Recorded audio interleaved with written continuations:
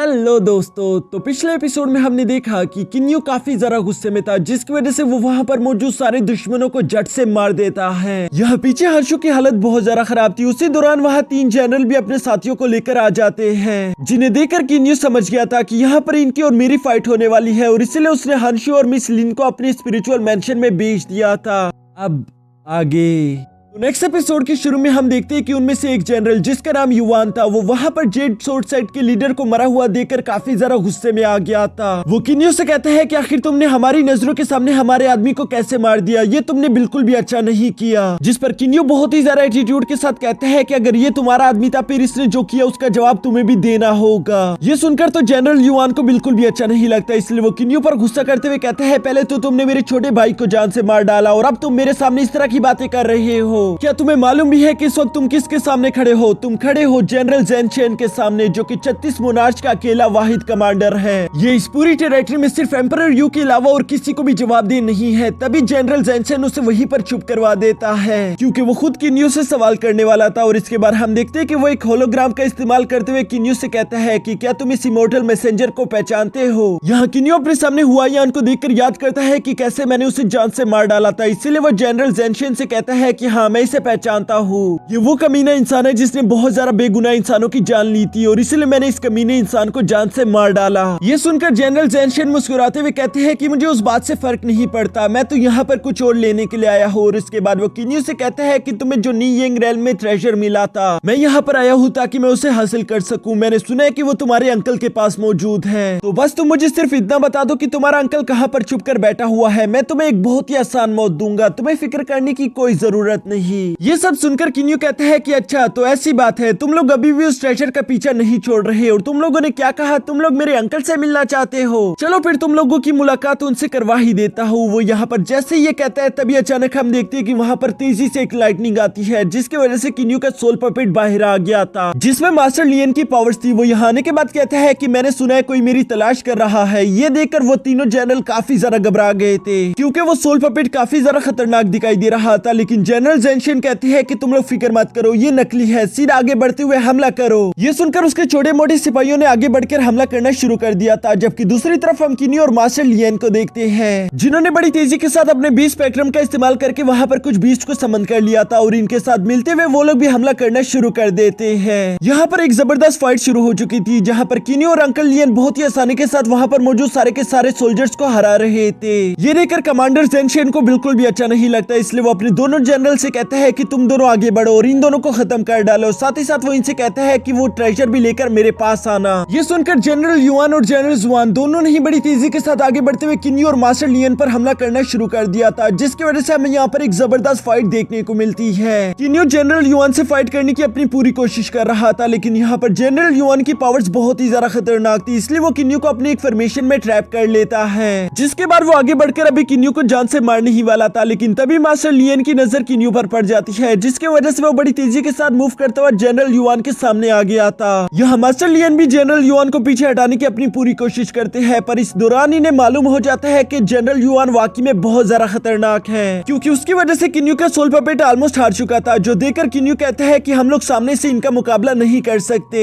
हमें कुछ और सोचना होगा। जो कहते साथ ही उन दोनों ने बड़ी तेजी से पीछे हटना शुरू कर दिया था। ये देखकर जनरल जुआन और जनरल युआन दोनों ही उनको फॉलो करना शुरू कर देते हैं। रास्ते में चलते चलते किन्यू ने दोबारा से अपने सोल पपेट में कुछ हाई ग्रेड रेड स्टोन डाल दिए थे, जिसकी वजह से उनकी शील्ड दोबारा से एक्टिव हो जाती है। यहाँ पीछे खड़ा कमांडर ज़ेन चेन ये सब देख रहा था, और उसे ये सब देखकर बहुत ही ज्यादा गुस्सा आता है, इसलिए वो अपने साथियों से कहता है कि हमें अपनी गोल्डन अरे फॉर्मेशन क्रिएट करनी होगी, ताकि ये दोनों यहाँ से जिंदा बचकर ना जा सके। ये कहने के बाद कमांडर ज़ेन चेन ने अपने साथियों के साथ मिलकर गोल्डन अरे फॉर्मेशन क्रिएट करना शुरू कर दिया था, जिसकी मदद से वो लोग किन्यू को निशाना बना रहे थे। लेकिन तभी मास्टर लियन बड़ी तेजी के साथ आकर वो फॉर्मेशन तोड़ देता है, जिसकी वजह से मास्टर ज़ेन चेन के बहुत सारे साथी भी मारे गए थे। इसके बाद मास्टर लियन बहुत ही तेजी के साथ अपने गोल्डन स्क्रोल को अपने पास रखते हुए किन्यू को लेकर वहां से रवाना हो जाते हैं, जबकि पीछे से ये तीनों भी इन्हें फॉलो कर रहे थे। किन्यू और मास्टर लियन इन लोगों से पीछे छुड़वाने के लिए अपनी फुल रफ्तार का इस्तेमाल कर रहे थे, लेकिन यहाँ पर इन लोगों की स्पीड भी बहुत ज्यादा हाई थी, जो देखकर किन्यू थोड़ी बहुत टेंशन में आ गया था। वो कहते हैं कि रेड स्टोन्स की पावर्स खत्म होने वाली है, जल्द ही मास्टर लियन भी यहाँ से गायब हो जाएंगे, मुझे कुछ करना ही होगा। अगर मैं अपने बीस्ट का इस्तेमाल करूँ तो शायद मुझे एक मौका मिल जाए जिसका इस्तेमाल करके मैं इन तीनों को जान से मार सकता हूँ। लेकिन अगर मैंने वो मौका गवा दिया फिर शायद मेरे लिए भी बचना मुश्किल हो जाएगा। लेकिन अब इस बात से कोई फर्क नहीं पड़ता क्योंकि वैसे भी अब किन्यू के पास और कोई रास्ता नहीं था, इसलिए वो टेलीपैथी के थ्रू कोंगलोंग को सब कुछ बता देता है। जिसके बाद हम देखते हैं कि मास्टर लियन और किन्यू फौरन एक जगह पर जाकर रुक गए थे जहाँ वो लोग 20 स्पेक्ट्रम का इस्तेमाल करके कोंगलोंग को बाहर समन कर लेते हैं और कोंगलोंग आते साथ ही एक फॉर्मेशन क्रिएट करना शुरू कर देता है जिसका एनर्जी लेवल बहुत ही ज्यादा हाई था। और यहाँ पर वो किन्यू से कहता है कि चलिए मास्टर मैं रेडी हो चुका हूँ। ये सुनते साथ ही किन्यू बड़ी तेजी से जाकर उस सारी की सारी एनर्जी को अपने सोड में स्टोर कर लेता है। जिसके बाद हम देखते हैं कि उसने बड़ी तेजी से एक जोरदार स्प्लैश अटैक कर दिया था। लेकिन स्प्लैश अटैक को रोकने के लिए जनरल जुआन अकेले ही सामने आ गई थी जहाँ वो उसे रोकने की अपनी पूरी कोशिश करते हैं। लेकिन वो स्प्लैश अटैक बहुत ही ज्यादा खतरनाक था जिसकी वजह से जनरल जुआन की वहीं पर मौत हो जाती है। ये देखकर बाकी के 2 जनरल्स को बिल्कुल भी अच्छा नहीं लगता, इसीलिए वो लोग काफी ज्यादा गुस्से में भी आ गए थे। लेकिन यहाँ पर किन्यू और मास्टर लियन दोनों ही अलग अलग रास्ते पर जाना शुरू कर देते हैं जहाँ वो 20 स्पेक्ट्रम मास्टर लियन के पास था, इसलिए ये दोनों भी मास्टर लियन को फॉलो करना शुरू कर देते हैं। दूसरी तरफ किन्यू यहाँ से बहुत ज्यादा दूर चला जाता है। रास्ते में कमांडर जेंशन जनरल युआन से कहते हैं कि अपनी पूरी ताकत लगा दो, आज चाहे कुछ भी हो जाए हम मास्टर लियन को यहाँ से जिंदा जाने नहीं देंगे।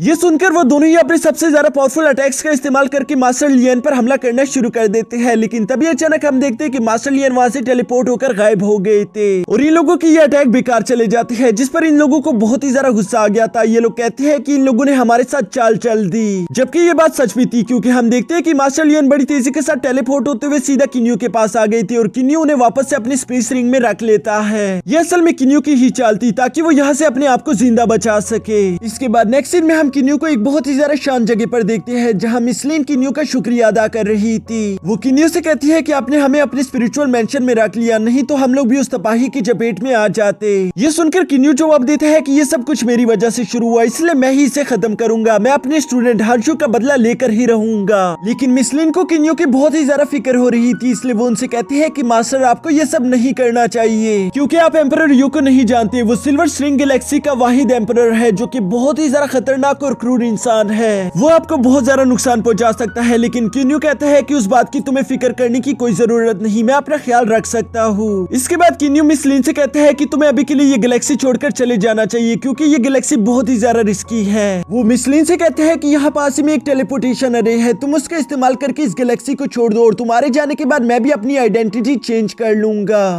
फिर मैं यहाँ पर बाकी बच्चा अपना काम पूरा करूंगा और उस काम के पूरे होते साथ ही मैं भी तुम लोगों के पीछे आ जाऊंगा। ये सुनकर मिस लिन कहती है जैसा मास्टर का हुक्म और ये कहने के बाद वो वहाँ से चली जाती है। इसके बाद सीन शिफ्ट होकर एम्परर यू के विला में आ जाता है जहाँ एम्परर यू को उस 20 स्पेक्ट्रम के बारे में मालूम हो चुका था। उसे वो 11,000 बीस्ट की आर्मी चाहिए थी, इसलिए वो अपने कमांडर से कहता है कि जाकर उसे हासिल करो और मुझे वो हर हाल में चाहिए। ये सुनकर जनरल युआन आगे आते हुए कहते हैं कि मास्टर हम आपके लिए वो 20 स्पेक्ट्रम ले आएंगे, लेकिन उसके लिए मैं चाहता हूँ कि आप सारे के सारे टेलीपोर्टेशन अरे को क्लोज कर दे क्योंकि अगर हमने ऐसा नहीं किया तो किन्यू यहाँ पर ये गैलेक्सी छोड़कर भाग सकता है। जो सुनकर एम्परर यू कहते हैं कि हाँ तुम बिल्कुल ठीक कह रही हो। और इसके बाद नेक्स्ट सीन में हमें दिखाया जाता है कि वहाँ पर मौजूद सारे के सारे टेलीपोर्टेशन अरे क्लोज कर दिए गए थे, जिसके साथ ही हमारा ये एपिसोड भी यहीं पर खत्म हो जाता है।